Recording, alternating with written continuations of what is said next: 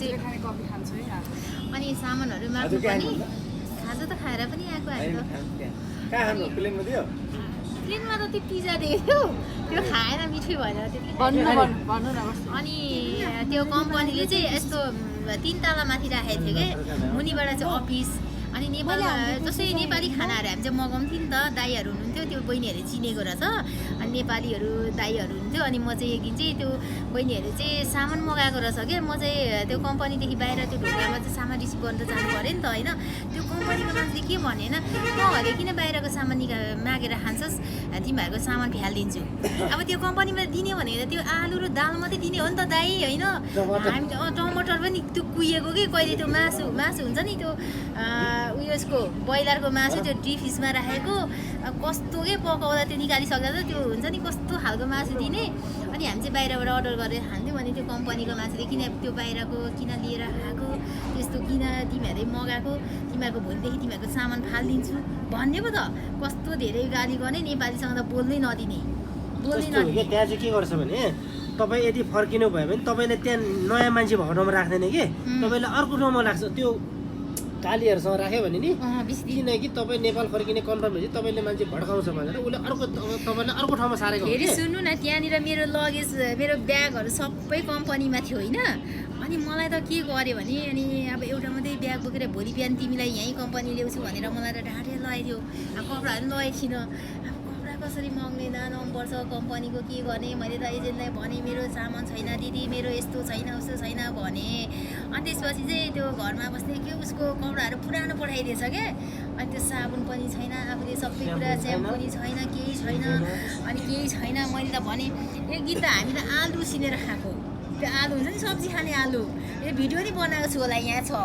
त्यो आलुहरू उसिनेर खाएको भिडियोहरू बनाएर मैले त्यो एजेन्टलाई पठाइदिएँ यस्तो अवस्थामा हामी चाहिँ खाएर बसिरहेको तपाईँ चिया खाने कि कफी खाने कफी चिया खान्छु दाइ म त कफी त अनि त्यसो भन्दै त्यो गर्दा कस्तो गाह्रो कि त्यहाँ त कहिले जानु म त कार्तिकको 1 गते यहाँबाट हिँडेको 2 गते त्यहाँ पुगेको थियो त्यो कम्पनीमा त्यो हजुर अनि त्यो मैले यहाँदेखि गइकन एउटा घरमा मैले 20 दिन काम गरेँ हो 20 दिन पैसा नदिएको कि दाइ त्यहाँनिर पैसा नदिएको कि मलाई त त्यो घरमा काम गरेको नदिएको कि त्यो घरको मान्छेले चाहिँ कम्पनीमा पैसा दिएको हो होइन अनि तिनीहरूले चाहिँ अब कति $100 दिएको थियो 400 कति $100 दिएको थियो अनि उनीहरूले तपाईँलाई कतिमा किनेको रहेछ $600 मा चाहिँ कम्पनीदेखि चाहिँ बेच्दो रहेछ यस्तो $500 मा कन्ट्याक्टमा पठाएँ तपाईँलाई 600 लियो अरे त्यहाँ लियो होला 1-2 महिनाको तर 300 तपाईँले दिने हो 200 कमाइले राख्ने हो क्या अनि तपाईँलाई 2 वर्षको लागि कन्ट्याक्ट गरेर लगायो भने चाहिँ 5,000 6,000 मा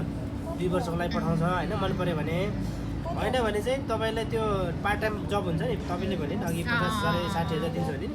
त्यो तिनीहरूले राख्ने हो मरेर 10,000 हामीलाई चाहिँ 10,000 रुपियाँ केही नआउने फेरि 2 प्लेट मोमो मगायो भने त्यो 10,000 पैसा सक्ने अनि केही नआउने त्यहाँ गयो अनि हामी चाहिँ मरेर काम गर्नुपर्ने बिहानै अब सुतिरहेको बेला नि उठ भन्ने होइन म त बिरामी छु जान्न भने नि के भयो बिरामी त्यो सिटामल त्यो औषधि खा त्यो सिटामल हुँदो रहेछ त्यहाँको है कस्तो खालको सिटामल अनि त्यो दिने अनि त्यहाँदेखि त म त सुतिरहेको थिएँ बिरामी भएर उठ भने त म त जान्न भनेर बसिरहेँ होइन अनि गाली गरेकै मुनि झारेर चाहिँ किन जाँदैन यो किन काममा जाँदैन म नेपाल जाने मान्छे किन काममा जान्छु भनेर म गइनँ पनि म बसिरहेँ 1 महिनासम्म कम्पनीमै म बसेँ होइन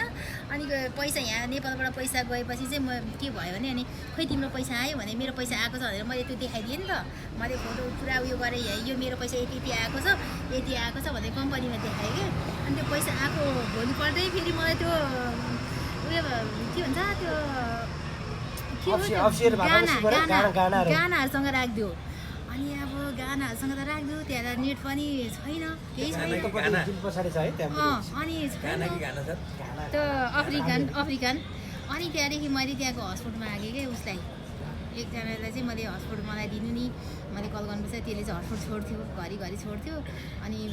2-3 दिन चाहिँ हामीलाई फुल छोड्यो अनि फेरि त्यो अञ्जली शेर्पाको पनि उसको फोन थिएन राखिदिएको थियो मेरो 2टा फोन थियो उसलाई एउटा दिएँ उसको फेरि फेसबुक आइडी उसले चाहिँ बिर्सेको रहेछ फोन चाहिँ किन राख्ने रहेछ कम्पनीले राखिदिएको रहेछ कि खै किन हो त्यो बन्दकै बनाएर राख्छ कि त्यो रङमा त कस्तो छ त जस्तो के गर्छ ट्याक भन्दैन त्यहाँनिर गर्ने हो भने चाहिँ अब फोनहरू नदिने अब फोन नदिने अनि त्यहाँनिर जस्तै अब हामी यता नेपाल आउँछु भनेपछि चाहिँ यति डलर पैसा तिरेर जानु अनि उनीहरूको चाहिँ एजेन्टसँग चाहिँ यस्तै हुँदो रहेछ क्या उनीहरूको चाहिँ कम्पनी र एजेन्टको त सबै त उनीहरूको बिजनेस हो नि त बहिनी बिजनेस हो कि जस्तै बहिनीले काम गरेन होइन त्यहाँ जम्मा $2000 आएको रहेछ $2000 मलाई साउने र त्यो घर त्यो कम्पनीको साउने र म चाहिँ पहिला धेरै झगडा भयो मलाई गोली हान्छु भन्ने साउने त्यही हो है ठुलो म्याडम त्यो त्यो गुरुको बिग म्याडम मलाई गोली हान्छु भने पछि मैले त्यहाँ यति पैसा लगेर दिएँ कि त्यहाँ होइन त्यो तपाईँ जस्तो मान्छेहरूलाई पैसा लगाउँदै दिने गरेपछि उसले मलाई यथार्थ मान्छे चिन्यो यो मान्छे सही रहेछ भनेर मलाई अहिले जे पर्दैन मलाई फोन गर्छ अस्ति पनि 2 चोटि मलाई कल गर्छ निमा कहाँ छ आएदैन कम्पनी केटीहरूले काम नगर्ने बित्तिकै यसो भयो यिनीहरूले काम नगर्ने यो प्रब्लम भयो भने चाहिँ अनि तपाईँको हकमा चाहिँ के भन्यो भने तपाईँको पासपोर्ट कपी पठाइदियो उसको के भयो भन्दाखेरि एजेन्ट फलाना भने त्यसको पैसा आएको छ त कति पैसा आएको $2000 आएको रहेछ 2000मा पनि $100 त्यो च्यातेको पैसा लिँदैन क्या च्यातेको रहेछ त्यो मैले 1900को मात्रै हिसाब गरेर राखेको छ भनेको अनि बाँकी पैसा के गर्ने मायालाई माग तुरुन्त छिटो घर तुरुन्त नेपाल पठाउँछ अनि बल्ल त्यसले च्यापेको मैले भनेको त मान्छ नि त त्यसमा नि मलाई त त्यसले त उसको घरमा काम गर्नु लान खोजेको रहेछ होइन त्यसको घरमा चाहिँ तपाईँलाई त्यो नेपाल जाने बित्तिकै उसको घरमा लगाएर राख्छ क्या काम म जान्न भने किन जाँदैनस् म जाँदिनँ म 1 जना 2 जना मैले चाहिँ होइन 1 जना त्यो 2 वर्ष पुगेको दिदी हुनुहुन्थ्यो यता उसको इन्डियाको 18 दिन त्यसलाई काम लागेछ 1 रुपियाँ पैसा बेगर उसलाई दिएन मैले पनि झन् दिमाग लागेको छु कि त्यो घरमा काम गर्नु गएको थियो भने मलाई पनि त्यही हो पैसा दिन्थेन अब खानु पनि किनेको त्यही हो है चियाको खाना कुन कम्पनीले लगेको तपाईँलाई त्यहाँ मलाई माछा कम्पनीले हो माछा कम्पनीमा अझै छ टन्नै बिजोग छ कम्पनीको नाम चाहिँ मेन्सन नगर्नु किनभने भोलि मलाई अप्ठ्यारो पार्छ क्या किन कम्पनीले फेरि निमा त जान्ने भएर किन कम्पनीको नाम भनेको भन्छ कि मलाई मैले भनेको त अनि होइन तपाईँले भने पनि त अब फेरि त्योलाई एडिट गर्नुपर्छ ल होइन मैले त साँच्ची हो त्यहाँको त्यो बहिनीहरू चाहिँ साँच्चै यति म जस्तै केस लाउनु हो भने त्यहाँको सबै निस्किन्छ है त्यो बहिनीहरू सिधै भनेको मैले साँच्ची केस लगायो भने तपाईँले अब ब्युरोमा कनेक्ट हुनुहुन्छ अहिले म छु कहिले बोलाएको छ मलाई मेरो हिजो दिदीहरूलाई कल गर्नुभएको थियो अरे ब्युरोले त्यो हुन्छ नि टिकटको फोटोहरू हालिदिनु भनेर हालिदिएको छु भने कल उठाएन भन्दै थियो अरे वाट्सएपमा चाहिँ मेरो कल चाहिँ आएको थियो कसले गऱ्यो भने मैले चाहिँ उठाइनँ तपाईँले के मैले यहाँनिर काटेँ तपाईँले चाहिँ किन उजुरी गर्ने अब त मैले त पैसा तिरेर आएको छु त मलाई बेच्ने अनि उसले एजेन्टले पैसा खाँदाखेरि त मैले त किन अनि त्यो मेरो पैसा फिर्ता दिनु पऱ्यो नि त उसले होइन उसले त अब मलाई त तपाईँको टोटल कति खर्च भयो आउँदाखेरि मैले 3,50,000 मेरो टोटल 3,50,000 त मैले टोटल खर्च गरेछु मैले 2 लाख होइन 2,82,000 मात्रै त्यहाँ $2,000 $2,82,000 मात्रै हुन्छ नि त मेरो 4,000 पैसा त उब्रेको थियो नि त त्यो पैसा नि उसले रिटर्न गरेन कि मलाई त्यो पैसा रिटर्न नगरेपछि 2,87,000 त पैसा त उसँग क्यास पैसा हो नि त अनि त्यसमा सुरुमा जाँदाखेरि पनि मैले 70,000 मैले के भन्नुभयो भने उसले प्लेन टिकट मात्रै लाग्छ 70,000 तिर्नु भनेर भन्नुभयो अनि मैले ठिकै छ नि त म 70,000 तिर्छु भनेर मैले 70,000 तिरेको गएको त्यहाँनिर कम्पनीमा अरू बहिनीहरूलाई सोद्धाखेरि 1 रुपियाँ पैसा लाग्दैन किन तिरेको किन त्यस्तो भएको भनेर सबैले भने क्या त्यहाँनिर मलाई अब के थाहा हो 70,000 पैसा तिरेर म त गएको उसको छोरीको नाममा मैले हालेको थिएँ पैसा होइन अनि 70,000 चाहिँ मैले तिरेको थिएँ तर मलाई त थाहा भएन त्यस्तो हो भन्ने कुरा मलाई थाहा भएन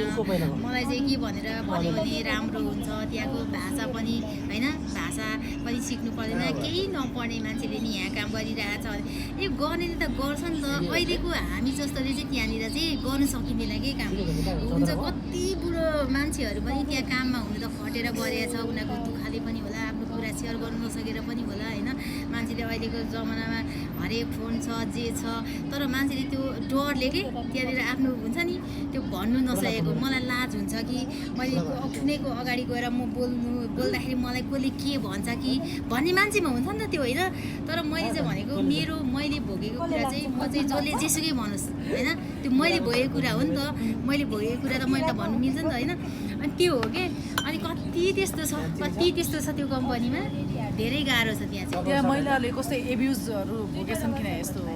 दुर्व्यवहारहरू के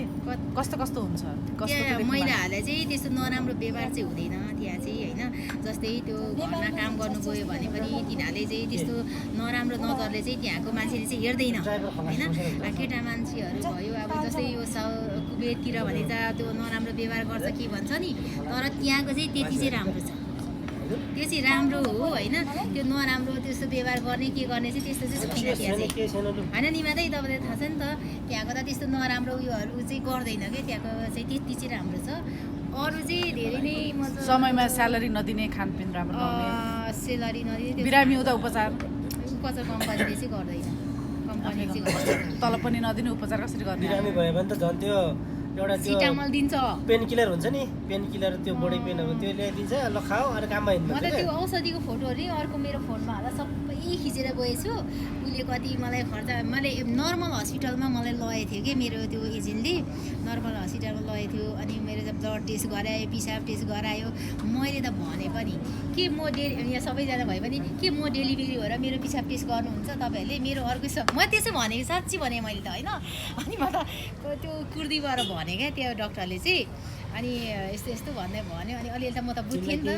अनि त्यसो भन्दै भन्यो होइन अनि त्यसै ब्लड टेस्टहरू गरायो अनि मेरो चाहिँ भिटामिन डीको कमले यस्तो हुन्छ भन्यो अनि यो टाउकोको भाग पोल्ने अनि त्यसपछि यो ढाड त अझै पनि समस्या छ नि त होइन अनि काम गर्दा नसकिने अनि के काम गर्नुहुन्थ्यो मलाई त म त सुन्नु नि भने चाहिँ म यहाँबाट गएर 18 दिन चाहिँ कम्पनीमा राखेको अनि एउटा बुढी मान्छे हेर्नेमा पठाएको थियो अनि त्यो घरमा मलाई पठाउँदाखेरि म बिरामी भएर सकेन काम गर्न सकेन कम्पनीमा पठाइदियो अनि कम्पनीमा पठाएपछि अनि कम्पनीमा म बिरामी भएर एक महिना जस्तो बसेँ होला अनि निमा दाईलाई कल गरेँ दाई मलाई त यस्तो यस्तो बिरामी भएर म त नेपाल आउनु कसरी सकिन्छ दाई भन्यो भने अनि बिरामीलाई उपचार भएर राम्रो भयो भने काम गरेर बस्छ भन्नुभयो होइन निमा दाईले त्यसो भन्नुभयो अनि उपचारै पाउनु भएन अनि उपचारमा त लग्यो नर्मल हस्पिटलमा लग्यो होइन अनि मेरो जब मैले भने मेरो